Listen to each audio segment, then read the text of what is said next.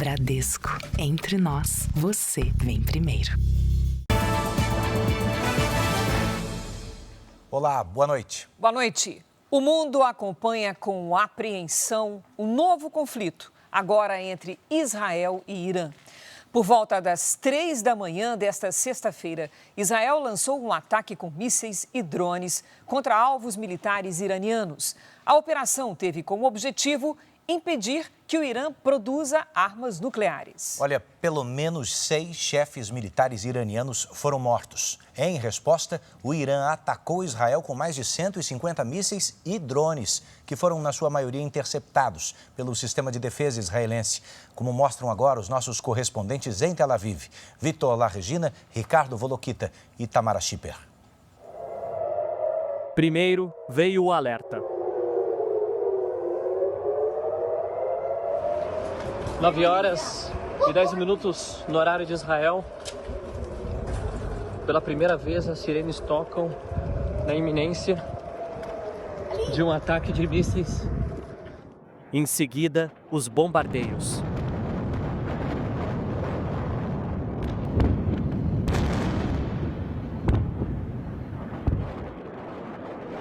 O Domo de Ferro, sistema de defesa aérea do país, interceptou boa parte do ataque lançado pelo Irã. Mas alguns prédios foram atingidos. Estamos em um dos quarteirões mais atingidos pelo ataque iraniano na noite desta sexta-feira. Vejam os carros, o estado em que eles ficaram e o prédio com a estrutura completamente destruída. Os alvos do Irã neste ataque eram famílias e casas, diz este policial. Families and homes.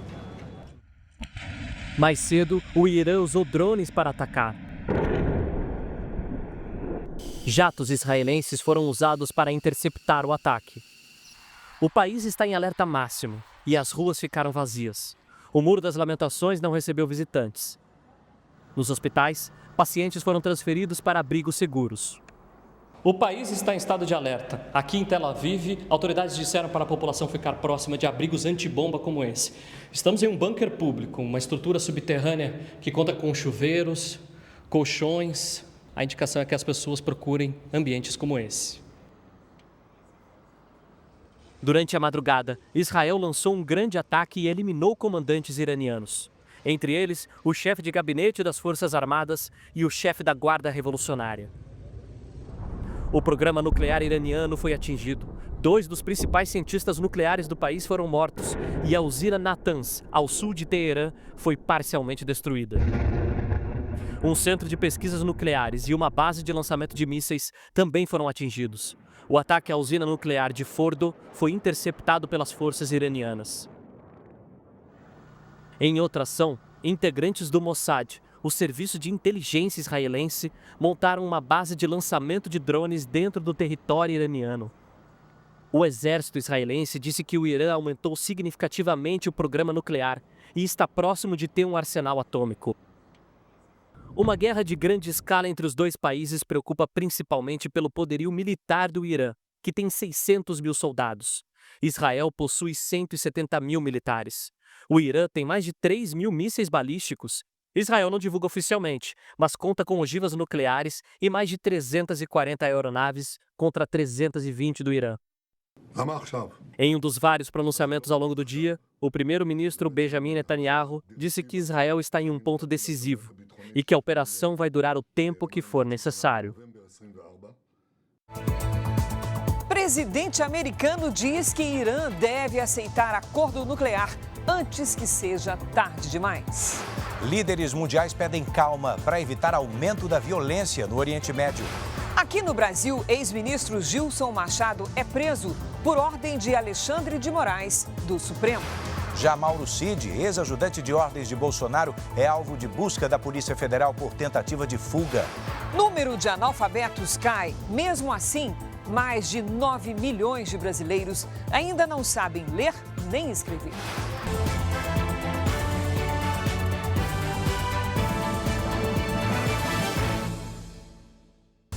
Oferecimento Bradesco, cartões de crédito com benefícios de estrela de cinema.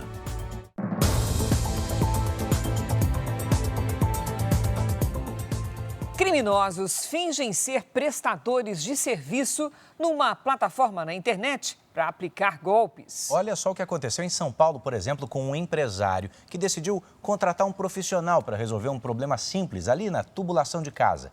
Em vez de ajuda, ele teve um prejuízo de R$6 mil. Os criminosos investem em anúncios na internet e chegam até a forjar depoimentos positivos de clientes para dar mais credibilidade. Oferecem todo tipo de serviço, mas tudo não passa de uma farsa. Em alguns casos, os golpistas pedem um Pix antecipado para garantir o serviço e depois somem. Em outras situações, o golpe acontece na hora do pagamento. Eles exigem que a vítima use o cartão. Esse empresário, que não quer se identificar, contratou um suposto prestador de serviços para resolver um problema hidráulico. Quando chegou perto do horário, ele falou: para fazer serviço eu vou precisar dessa peça, só que você não precisa sair para comprar, eu vou mandar um profissional que já trabalha comigo para te levar essa peça. Foi aí que entrou o golpe da maquininha. O suspeito cobrou um valor muito maior pela peça e a vítima só percebeu depois. Uma peça de R$ 9,90 e no final passou R$ 5.999,90 no meu cartão. Esta advogada, que também não quer mostrar o rosto, passou por uma situação parecida. Nesse áudio, o golpista inventa uma história. Como eu marquei com o meu fornecedor, eu tive antes que a senhora pode receber para mim, por gentileza, o pé da rosca? Ele está no endereço da senhora, tudo bem? Aí a senhora faz o pagamento para mim, só do material. Passou mais de R$ 1.400 no meu cartão e a peça custava R$ 9,90. A Federação Brasileira de Bancos alerta o que fazer nesses casos. A vítima ela tem que comunicar ao banco, apresentar o BO e o banco vai tentar reaver aquele recurso. Para as vítimas, além do prejuízo, fica a insegurança. Eu nunca mais contratei nenhum serviço pela internet. A plataforma responsável pela prestação de serviço afirmou que tem reforçado a segurança para evitar golpes e que em 5 meses houve queda de 50% nas ocorrências relacionadas a esse tipo de fraude. A gente vai agora até o Rio de Janeiro, onde 10 pessoas foram presas por aplicar golpes em idosos. O grupo ligava para as vítimas de uma falsa central telefônica montada para cometer crimes. As 10 pessoas presas em flagrante se apresentavam como funcionárias de uma instituição bancária. As vítimas eram geralmente idosos aposentados ou pensionistas. Na ligação, os golpistas ofereciam ajuda para negociar dívidas. Os criminosos tinham uma espécie de roteiro para seguir. A explicação para convencer a vítima a ceder os dados pessoais é que, na análise contratual para compra de dívida, o banco solicita extrato de consignações e o último contra-cheque. Em outro trecho, o criminoso dizia também que era norma do Banco Central o pedido de um documento de identidade para formalizar o contrato de compra da dívida. Com os dados das vítimas em mãos, os golpistas faziam empréstimos em nome delas. Segundo as investigações, a quadrilha dava preferência a idosos e pessoas que moravam fora do Rio de Janeiro. Essa estratégia era para dificultar o trabalho da polícia, já que os registros de ocorrência eram feitos em outros estados no país. Os 10 presos foram levados para a delegacia e devem responder por associação criminosa e tentativa de estelionato. A polícia ainda não sabe qual o valor total que os criminosos conseguiram com a fraude. A gente sabe que eles têm uma movimentação elevada, bastante relevante, porque eles conseguiam fazer muitos empréstimos em nome desses idosos e conseguiam reverter tudo a seu favor. E atenção, nós voltamos a falar dos ataques iranianos contra Israel. As cenas que você vai ver agora acabaram de acontecer minutos atrás. Essas imagens vêm de Israel, da cidade de Tel Aviv. Mostram um prédio que foi atingido por um míssil iraniano. Ali ao fundo. Olha, as equipes de resgate ainda estão trabalhando no local. Agora há pouco, novos ataques foram registrados, mas todos esses novos ataques já foram interceptados pelas baterias antiaéreas israelenses. De acordo com as agências internacionais, uma pessoa morreu nos ataques de hoje. Esta imagem é ao vivo. Você vê que no horizonte ainda há muita fumaça das bombas e dos foguetes que chegam ao horizonte de Tel Aviv. Há pelo menos 63 feridos até aqui. Líderes europeus manifestaram preocupação com uma escalada do conflito no Oriente Médio. As embaixadas israelenses, os serviços consulares ao redor do mundo foram fechados hoje por motivo de segurança. Cidadãos israelenses no exterior foram orientados a redobrar a atenção e evitar exibir símbolos judaicos em locais públicos. Aqueles que vivem fora de Israel também devem atualizar os dados pessoais e endereços no site oficial do governo. Na Europa, Alemanha e Suécia anunciaram um reforço da segurança em sinagogas e instituições judaicas. A embaixada americana em Jerusalém orientou todos os funcionários do governo americano e familiares a permanecerem abrigados no local até novo aviso. Nos Estados Unidos, autoridades de Nova York informaram que estão monitorando possíveis ameaças e anunciaram reforço na segurança em locais de visitação judaicos e israelenses. O Conselho de Segurança das Nações Unidas se reuniu hoje em caráter de urgência. O encontro foi pedido pelo Irã e recebeu apoio da Rússia e da China. O embaixador iraniano na ONU, Amir Said Iravani, afirmou que Israel atingiu infraestruturas nucleares, áreas civis e presidenciais e que 78 pessoas morreram ao todo. So far, 78 people. O governo russo, aliado do Irã, se ofereceu como mediador do conflito. Segundo o Kremlin, o presidente Putin conversou por telefone, separadamente, com o presidente iraniano Massoud Pezeshkian e também com o primeiro-ministro israelense Benjamin Netanyahu. O diretor-geral da Agência Internacional de Energia Atômica, ligada à ONU, Rafael Grossi, alertou que instalações nucleares jamais devem ser atacadas. That nuclear facilities must never be attacked. Líderes europeus pediram máxima contenção para evitar um conflito ainda maior no Oriente Médio. O presidente francês, Emmanuel Macron, afirmou que o Irã tem grande responsabilidade de desestabilização de toda a região e que a França se colocou à disposição das operações de proteção e defesa de Israel. Bom, você acaba de ver que as ações de hoje colocaram o mundo em alerta, tanto que o presidente dos Estados Unidos, Donald Trump, afirmou que o governo iraniano deve aceitar um acordo nuclear antes que seja tarde demais. O governo americano é aliado de Israel. Hoje, Trump conversou por telefone com o primeiro-ministro de Israel, Benjamin Netanyahu, sobre a ofensiva contra o Irã. Horas depois do ataque, Donald Trump se manifestou. Disse que as próximas ofensivas contra o Irã serão ainda mais brutais. Pelas redes sociais, ele afirmou que o Irã deve fazer um acordo antes que não sobre mais nada e finalizou: simplesmente façam antes que seja tarde demais. Trump disse que durante as negociações sobre o programa nuclear iraniano, ele alertou aos representantes de Teherã de que um ataque seria pior do que qualquer coisa que conhecem. O acordo prevê maior controle sobre as instalações nucleares do Irã em troca de alívio das sanções econômicas dos Estados Unidos contra o país. O presidente Trump reforçou que há mais de 2 meses deu um ultimato de 60 dias para o Irã chegar a um consenso sobre o programa nuclear e disse que o regime iraniano ainda pode ter uma nova chance de alcançar um acordo. Horas após o ataque, Trump participou de uma reunião do Conselho de Segurança Nacional aqui na Casa Branca. O secretário de Estado norte-americano, Marco Rubio, disse que o país não está envolvido nos ataques e que a principal prioridade é proteger as forças americanas no Oriente Médio. Os Estados Unidos estão realocando estruturas militares para a região, incluindo um destroyer capaz de se defender de mísseis balísticos.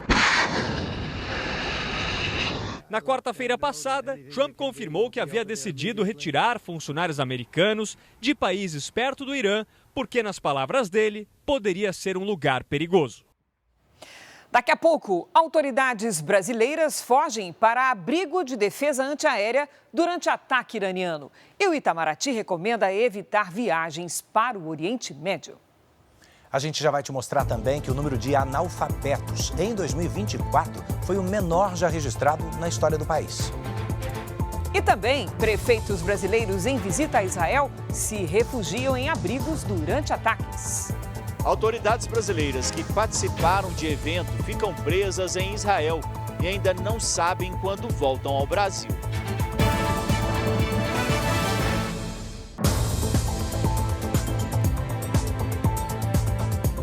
Já estamos juntos para você saber que 6 jogos movimentaram a 12ª rodada do Campeonato Brasileiro. Fortaleza e Santos fizeram um jogaço de 5 gols, definido somente nos minutos finais. O Bruno Lohance que vai contar essa história. Oi, Bruno, boa noite. Quanta emoção, né? Não faltou. E que vitória importante para o Santos fora de casa. Fundamental, Cris. Boa noite a você, boa noite, Edu, boa noite a quem acompanha o JR. O cara da partida foi esse argentino aqui, ó, o Roleiser, contratado pelo Santos nessa temporada. O resultado de 3-2 tirou a equipe da zona de rebaixamento e vai dar alguma tranquilidade durante a pausa de um mês do Brasileirão. O objetivo dos dois times era um só: sair da zona de rebaixamento. E não faltou vontade para Fortaleza e Santos na Arena Castelão. Na primeira chegada do Santos, Roleiser tabelou com Barreal, que tirou do goleiro para marcar. Depois do arremesso lateral, Tiquinho Soares ajeitou para Guilherme fazer 2-0. Mas o Fortaleza não se entregou. A arbitragem viu toque no braço de Zé Ivaldo e marcou pênalti. Iago Pikachu converteu. O próprio Pikachu foi derrubado na área. Mais um pênalti. Ele mesmo cobrou e deixou tudo igual. 2-2.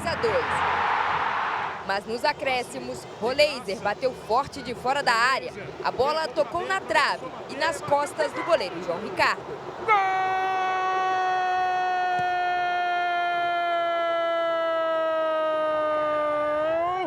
Gol do Santos! Final, Santos 3-2. Es muy difícil cuando te empatan ganando un juego 2-0, pero bueno, gracias a Dios se nos pudo dar un resultado muy positivo y hoy nos llevamos 3 puntos importantes que para nosotros es fundamental. Com o resultado, o Fortaleza aumentou o número de jogos sem vitórias. Agora são 7, sendo 2 empates e 5 derrotas. Ao fim do jogo, a torcida tricolor presente nas arquibancadas do Castelão vaiou o time, que segue na zona de rebaixamento, e demonstrou a sua insatisfação com o técnico Juan Pablo Vojvoda.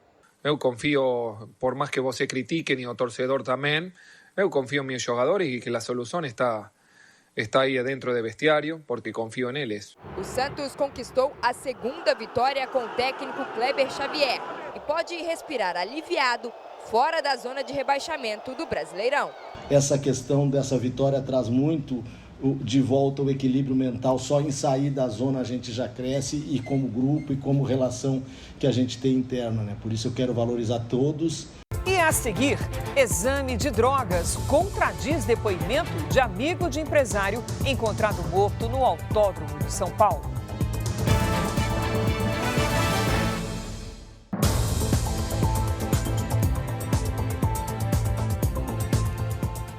Em São Paulo, a polícia confirmou que o laudo toxicológico do empresário Adalberto Júnior deu negativo para álcool e drogas. Esse é um resultado que contradiz o depoimento prestado pelo amigo que acompanhava a vítima. Ele afirmou, você se lembra, viu aqui, que os dois tinham consumido cerveja e maconha no evento de motos em Interlagos. O Departamento de Homicídios ainda não recebeu os laudos oficialmente, mas fontes da polícia já confirmam resultado negativo de álcool e droga no exame toxicológico no corpo do empresário Adalberto Júnior, e contradiz o depoimento prestado por Rafael Aliste, que em depoimento disse que os dois haviam bebido cerveja e fumado maconha e que Adalberto estava agitado. Essas informações foram reafirmadas no depoimento de ontem. Os dois tiram fotos tomando cerveja. O Jornal da Record consultou especialistas. Para o resultado dar negativo para álcool, o corpo de Adalberto processou toda a substância ainda em vida. A Polícia Civil também confirmou que foram encontradas escoriações na região do pescoço, o que reforça a possibilidade dele ter sido morto com o golpe conhecido como mata-leão por alguém da segurança. Com uma câmera escondida, nosso produtor entrou no evento, agora de carros, realizado no autódromo de Interlagos. Sem dificuldades, ele foi a um estacionamento e conseguiu acessar áreas não destinadas ao evento. E encontrou um trabalhador que falou sobre o caso Adalberto. A segurança seguiu ele e nem se pegou ele. Com certeza. E ele entrou por esse túnel aqui, a pé. A pé, aconselha ninguém passar lá. À noite, né? Aqui é bem escuro aqui. É bem escuro pela favela do lado, né? Este seria o suposto caminho feito por Adalberto Júnior.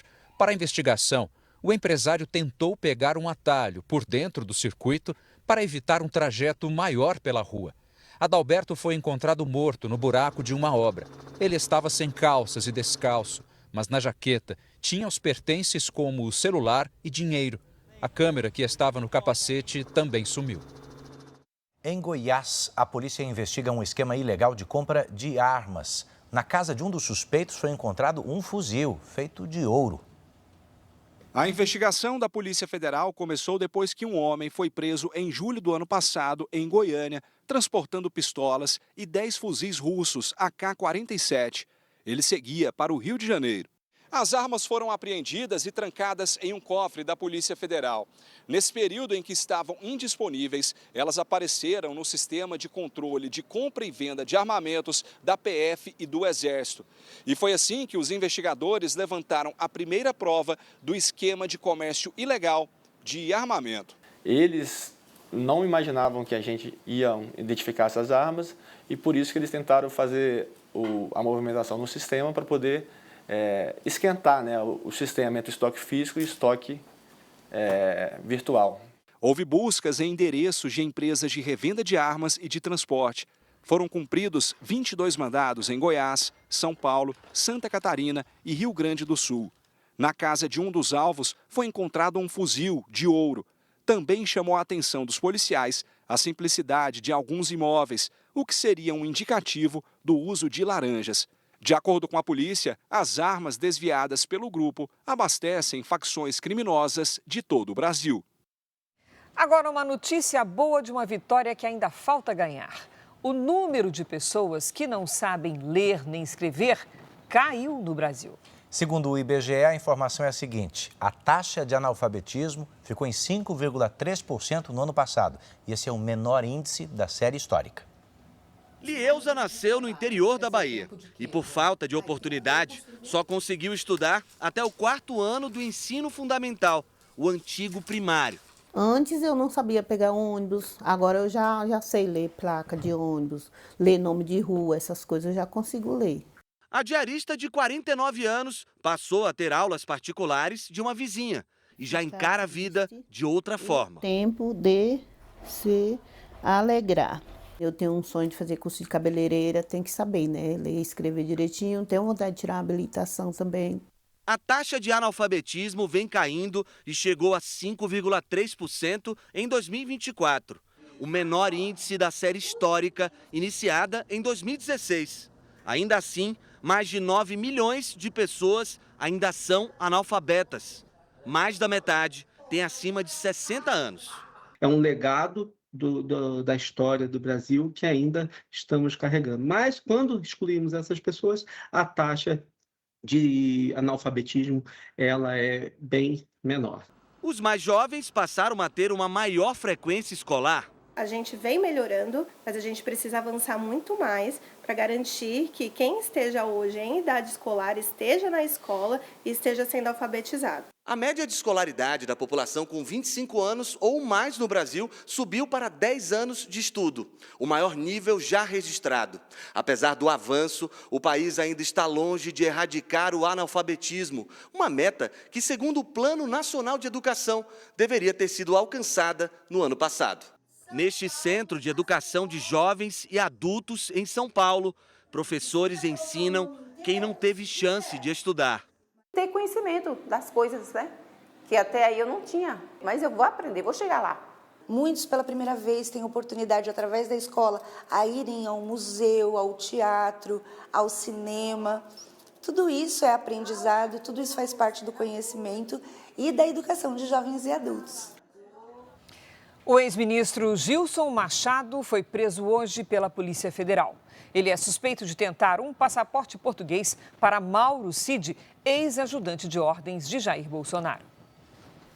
Gilson Machado foi preso em casa, no Recife. Para a Polícia Federal e a Procuradoria-Geral da República, há indícios de que o ex-ministro do Turismo pediu ao Consulado de Portugal um passaporte para o ex-ajudante de ordens de Jair Bolsonaro, tenente-coronel Mauro Cid. Segundo a investigação, o documento facilitaria a saída do militar do país. Gilson Machado teve o celular apreendido. Ao chegar ao IML para exames, ele negou as acusações. Não matei, não trafiquei droga, não tive contrato com traficante, apenas pedi um passaporte para meu pai, por telefone aqui no Consulado Português do Recife, do qual ele foi no outro dia, ele tem 85 anos. Segundo a defesa, o ex-ministro não tem contato com Mauro Cid desde dezembro de 2022.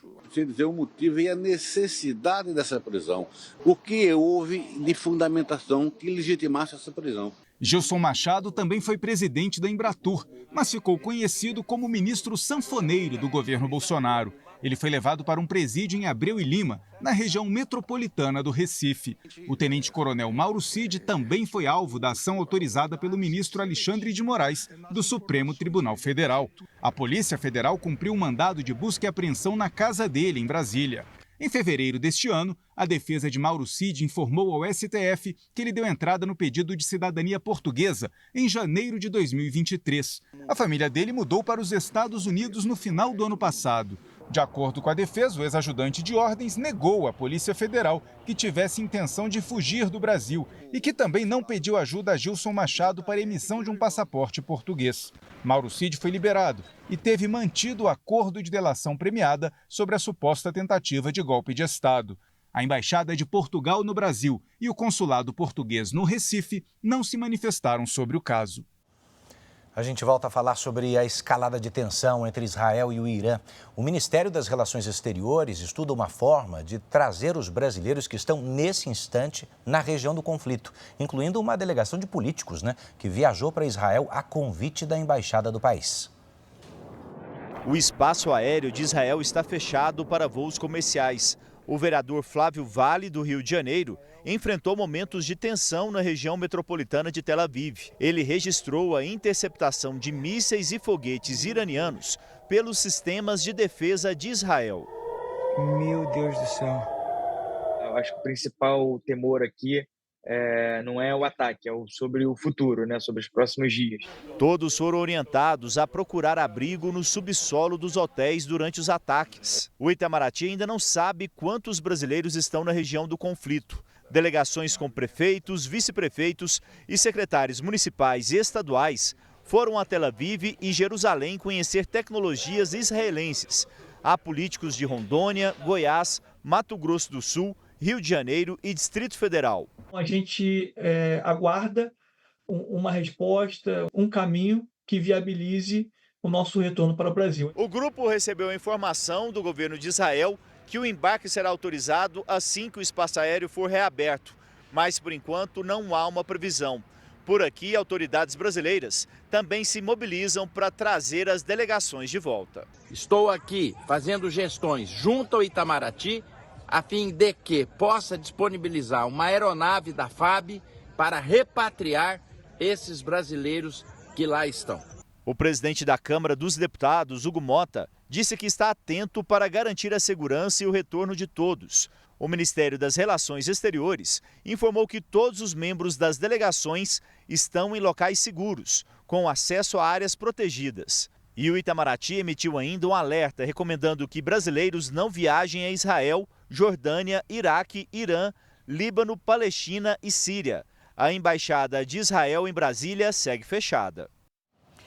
Os ataques de Israel ao Irã, é claro, mexeram com os mercados globais. Os investidores reduziram as apostas e o clima de incerteza fez as bolsas de valores do mundo caírem. O preço do barril de petróleo também disparou. Os primeiros impactos foram sentidos nos mercados asiáticos. No Japão, o índice Nikkei caiu 0,89%. A bolsa de Hong Kong recuou 0,59%. Em Xangai, na China, a queda foi de 0,75%.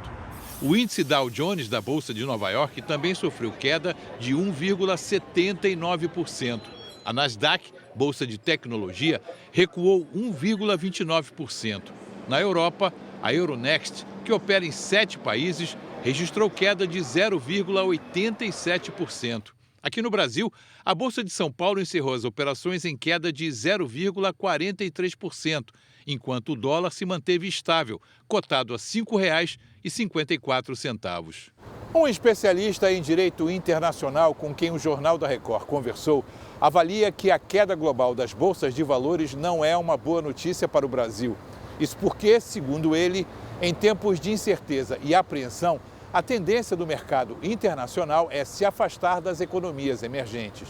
A gente está com uma nota de grau de investimento estável, com talvez uma tendência de baixa, principalmente por conta das nossas contas internas. Infelizmente, para o Brasil, essas notícias são ainda piores do que para alguns outros estados alguns países que ainda têm uma maior atratividade para investimentos internacionais. Os ataques também provocaram impactos no preço do petróleo. O barril do tipo Brent, referência internacional, saltou 7,02% e passou a ser negociado a $74,23. Afeta diretamente o Brasil por conta de nós termos muitos dos nossos preços indexados nesse combustível. A gente vai ter, sim, um impacto inflacionário que já está sendo um desafio para o Banco Central, que está com a Selic extremamente elevada. Se a tensão na região crescer, o preço do petróleo deve subir ainda mais. No entanto, este especialista não acredita que isso possa acontecer.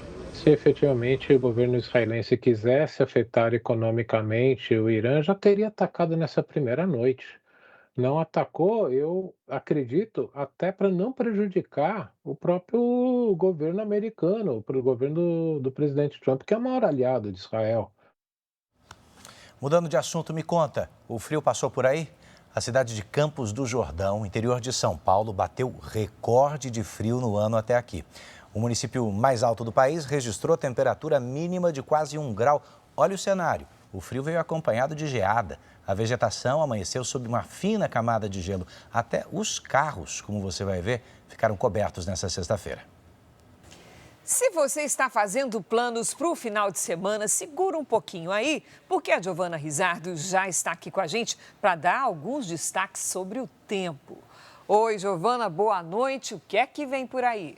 Cris, os temporais ganham força no sul do país. Uma boa noite para você. Edu, boa noite. E uma boa noite para você que acompanha o JR. Mais de 1.000 municípios da região sul estão sob alerta para chuvas fortes e volumosas, de acordo com o Instituto Nacional de Meteorologia. Eu começo por Porto Alegre, onde há risco de temporais no sábado à tarde, máxima de 20 graus. Em São Paulo, tempo firme, faz 22. Já em Salvador, esquenta até os 25 e pode chover a qualquer hora. Hoje, os maiores acumulados de chuva caíram sobre o Nordeste. Nas imagens de satélite, as instabilidades se concentram sobre algumas regiões isoladas. Amanhã, uma frente fria avança pela costa de Sergipe e espalha os temporais na região. No sul do país, a circulação de ventos favorece a formação de nuvens de chuva já pela manhã. E segue o alerta de geada para o sul de Minas e a Serra da Mantiqueira. As temperaturas vão ficar assim, máxima de 18 graus em Curitiba, no Rio de Janeiro 25, calor de 34 em Cuiabá, em Maceió 26 e até 31 em Belém. Hora de entregar o seu tempo delivery. A Adenilde quer saber a previsão para Goiânia e Goiás. Olá, Adenilde. Até segunda-feira não chove por aí, tá? Os termômetros não devem variar tanto, máximas entre 27 e 28 graus. O Marcos é de Caxias do Sul, Rio Grande do Sul. Bem-vindo, Marcos. Sábado ensolarado e à noite pode ter chuva rápida, faz até 18 graus. No domingo, chove pela manhã, máxima de 17. Na segunda, o tempo volta a firmar por aí. E você já mandou seu pedido? Nas redes sociais, escreva o nome de uma cidade e a hashtag você no JR. Cris, Edu. Obrigado, Giovana. A gente já está voltando com notícias sobre a caixa preta do avião que caiu na Índia. Ela foi encontrada e o único sobrevivente, você vai ver a entrevista, contou como é que escapou da tragédia. E também, em entrevista exclusiva, Kleber Machado conversa com Yuri Alberto, o atacante do Corinthians.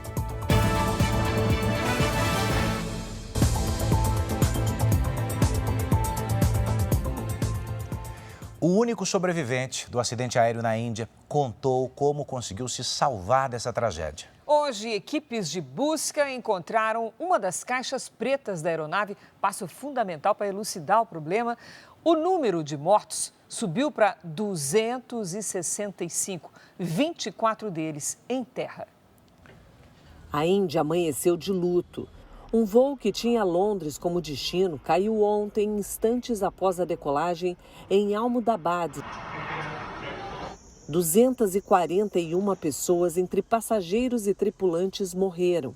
24 estudantes que estavam no alojamento de uma faculdade de medicina atingido pela aeronave também não resistiram. A única pessoa a bordo que sobreviveu ao acidente contou como conseguiu sair da aeronave. As imagens dele caminhando com poucos ferimentos após a queda do Boeing causaram espanto. Do lado do avião em que eu estava, ele pousou no térreo do alojamento. Então, quando minha porta quebrou, tentei escapar por um pequeno espaço e consegui. Ramesh é um britânico de 40 anos de origem indiana. Hoje, equipes de resgate ainda procuravam por desaparecidos. Cães farejadores ajudaram nas buscas. Uma das caixas pretas foi encontrada no teto do prédio atingido pelo avião. O presidente da companhia aérea proprietária da aeronave disse que vai pagar o equivalente a R$640 mil às famílias de cada vítima. Além disso, prometeu cobrir os custos médicos dos feridos e reconstruir o alojamento atingido pelo avião. Vem conhecer com a gente agora um novo cálculo divulgado hoje pelo INSS que revela a devolução de dinheiro a aposentados e pensionistas que tiveram aqueles descontos ilegais pode chegar a 2 bilhões e 120 milhões de reais.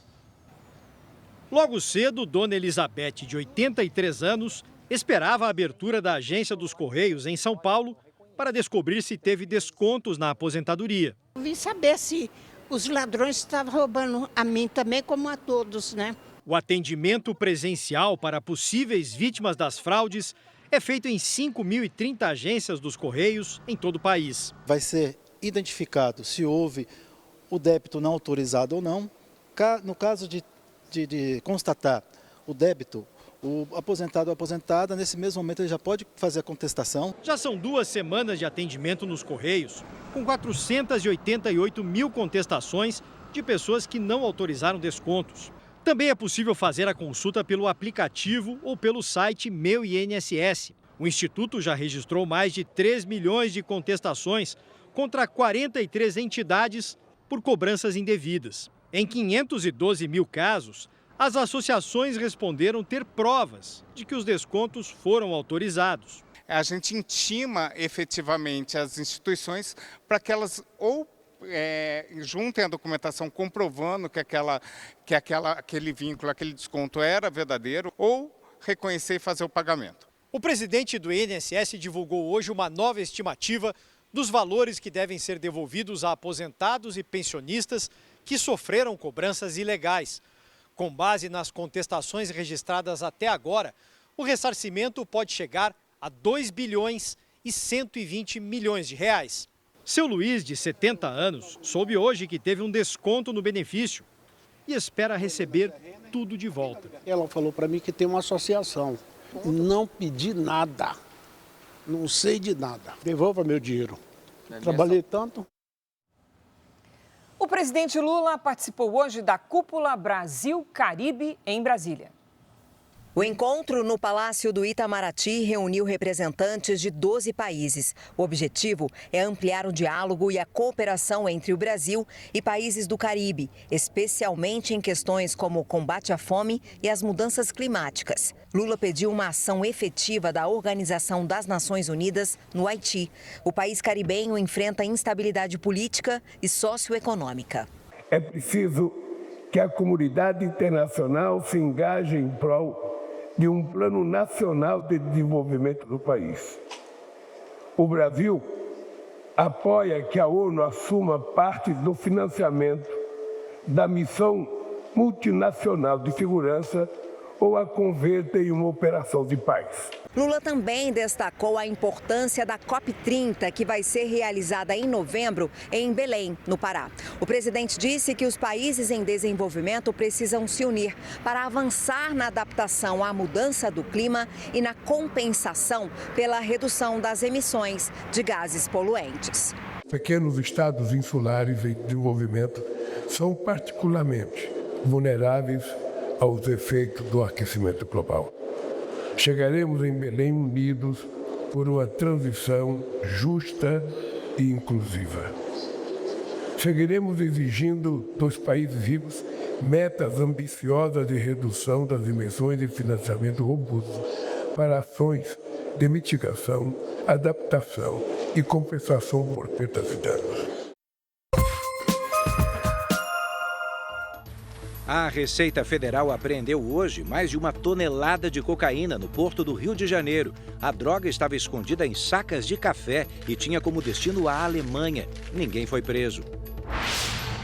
Um caminhão carregado com madeira triturada tombou e bloqueou por 9 horas um trecho de uma rodovia em Campinas, interior paulista. O motorista disse que passou mal e perdeu o controle do veículo. Ele teve apenas ferimentos leves. Um caça fabricado na Suécia chegou de navio em Navegantes, Santa Catarina, depois de 20 dias de viagem. Essa será a 10ª aeronave modelo F-39 Gripen a fazer parte da frota da Força Aérea Brasileira. O ativista Tiago Ávila desembarcou hoje no Aeroporto Internacional de São Paulo, em Guarulhos, depois de ser deportado por Israel. O brasileiro e outros 5 ativistas foram presos em um barco tentando entrar em Gaza. E o Kleber Machado foi até a casa do Yuri Alberto para saber como está a recuperação do atacante do Corinthians, que sofreu uma fratura em uma das vértebras. Na entrevista, o jogador também falou sobre os planos para o futuro. O Yuri Alberto! Gol do Corinthians! Yuri Alberto. E aí? Kleber. Beleza? Seja bem-vindo. Obrigado por receber a gente. Pô, eu bati nas costas dele, mas é embaixo. Obrigado por receber a gente. Como é que estão essas costas aí? Tô melhor, Kleber. Graças a Deus, cara. Tô melhorando bastante. E acha que na volta do campeonato já vai dar pra jogar? Kleber, pela evolução que eu tô tendo, cara, eu creio que sim. Meio de julho, assim. Eu acho que até quando a gente voltar das férias eu posso estar numa transição. Vai depender muito da minha evolução também.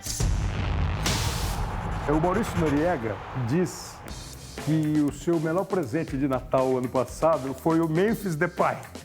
Foi, cara, foi. Foi porque a gente sabe da importância de dividir uma responsabilidade dentro de campo com um cara da grandeza do Memphis, sabe? Então, até pra defesa, assim, os caras tomarem um pouco mais de cuidado com ele, acabar criando umas brechas pra mim e eu poder aproveitar essas brechas.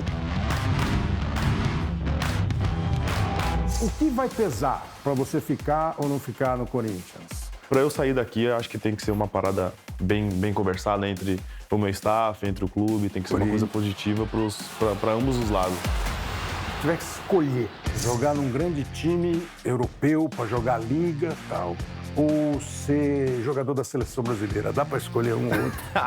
Kleber. É difícil? Não é fácil. É fácil, mas essa resposta do Yuri Alberto e a entrevista completa você vai ver no Sport Record, logo depois do Domingo Espetacular. Cris, Edu. Valeu, Bruno. Já quero ver. Obrigado, Bruno. A gente fica por aqui, mas à 00:30 tem mais JR para você. Você pode assistir, inclusive, as reportagens de hoje no Play Plus e em todas as nossas plataformas digitais. A programação da Record está sempre ao vivo e de graça no Play Plus. Fique agora com a novela Força de Mulher e logo depois tem episódio especial da série Reis. Você acompanha o Power Couple. Não perca. Boa noite, bom final de semana para você. Boa noite. Bora para a próxima.